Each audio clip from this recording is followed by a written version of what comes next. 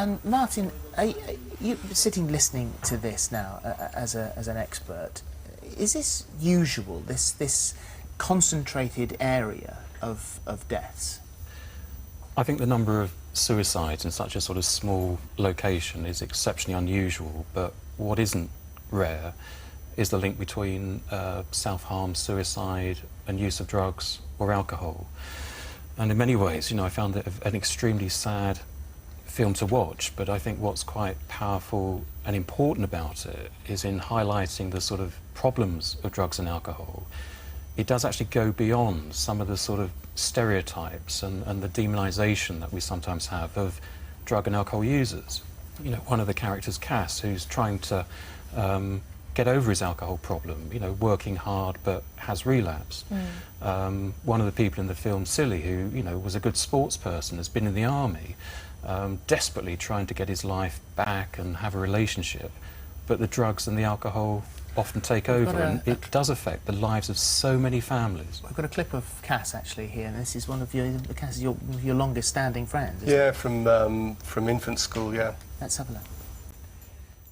Bill and Henry, the good kids, and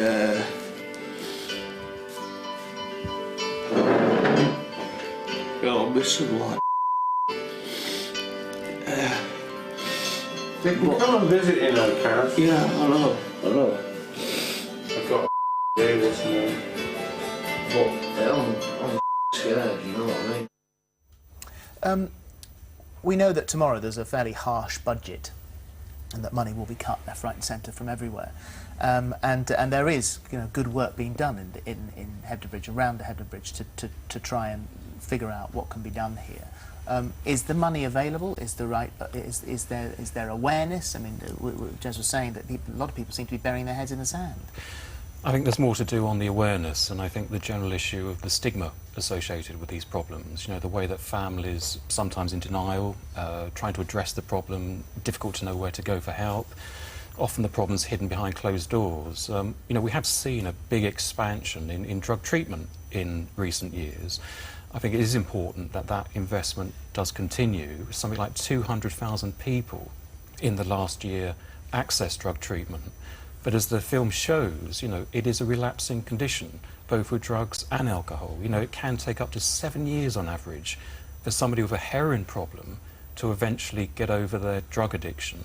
And, you know, the problem with alcohol in our society, you know, we shouldn't underestimate the damage that it does to families. Up to 1 million children living with a parent that has a severe alcohol problem, a third of 1 million children with a parent with a drug problem. Well, thank you all very much for coming in. Shed Your Tears and Walk Away is the film, and that's you can see that at selected cinemas. If you've been affected by anything we've been talking about, have a look at our website for details of organisations that can help. And thank you very much indeed. Thank you very much.